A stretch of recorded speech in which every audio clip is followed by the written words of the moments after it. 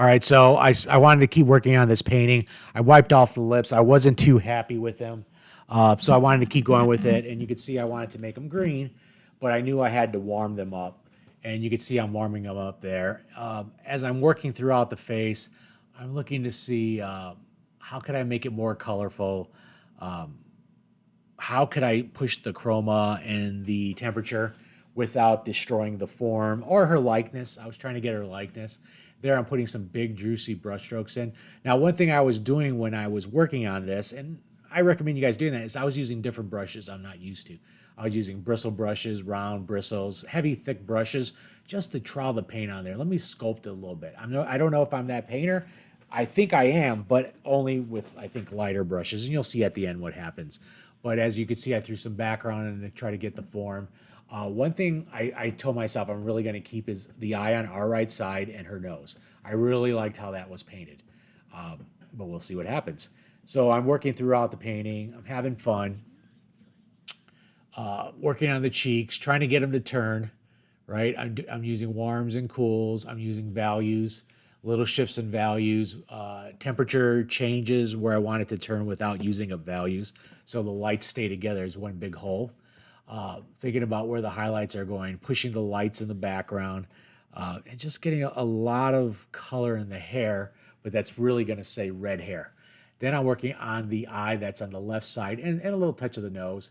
And I think it was in the wrong spot after I measured. I made the eye brown there, gave her a highlight. I'm liking it. Uh, but it's starting, the parts that I did like, what I'm starting to do, I do like, but it's starting to change the parts that I do like. So, as I'm painting along, in the end, they have to work together. But it's all little shifts of value changes and that I'm trying to get. Not even color changes. It's just more don't even worry about the color. Think about the value in drawing. Where do these little shifts go? How do they get shifted? And I'm really starting to like it. It's got an intensity to it. It's kind of fun. It's really coming together. And so as I'm going, I'm moving the paint around, making a lot of mistakes actually because I use those brushes. They're really heavy. So I'm starting to work back towards my regular brushes, but I'm still using some soft brushes and some more synthetic brushes, not so much natural hair, hog hair, but still not the original brushes I use. And I kind of like them. I'm going to keep them.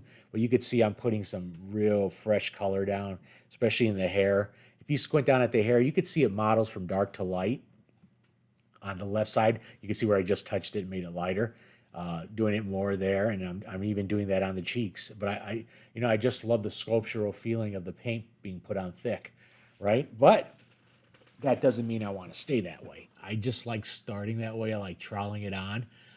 Some painters do use it. It's somewhat not for me.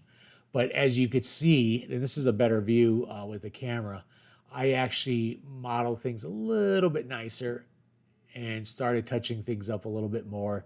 You can see the lips are looking redder. I got away from those green lips, and I told myself, well, okay, let's go with the pink lips.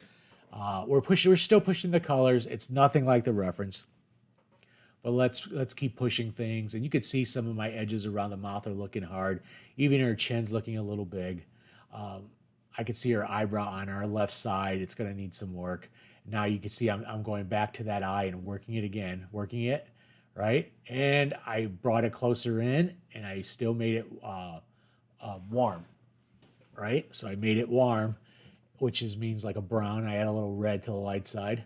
And there, I'm still touch the nose here and there. I haven't touched that right eye, and now I'm still modeling around the mouth. That was the hardest area.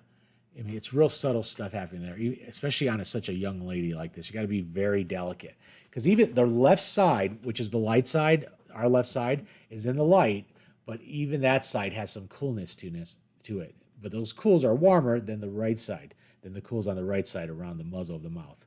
And you can see I'm just working all over the canvas and just putting paint down and values and everything. And I'm being more exact with my values. A lot of halftone. I'm in that halftone world. Then I stopped and I'm like, you know what? I don't like that eye. I don't like the brown eyes. Let me make them blue. Let me make it more like her. And then I didn't like the edges. They were too hard. So I went and I softened the edges. I get the shapes better. And now since I'm going to paint over it anyway, let me really work on that. And so I decided to work on the lips a little bit more. I still didn't touch the nose as much as I probably should, but it's not too bad. So you could see I'm working on just turning the form even more delicately. And the brush I'm using, back to my traditional brushes. Those are Langnickel synthetics. Uh, they're very light. I like a light brush. I'm just used to it. There I did some reflected light under the chin. Totally not done with that. Still have to shape that. Just working all over the canvas. So I'm working all over the canvas and just softening edges and just turning form. And there I work under the reflected light, darkening that side of the shadow, softening that edge that it's on. You can see the core of the shadow because I have reflected light on the side of the face. You can see I worked on the ear a little bit and I had fun. Thanks, guys.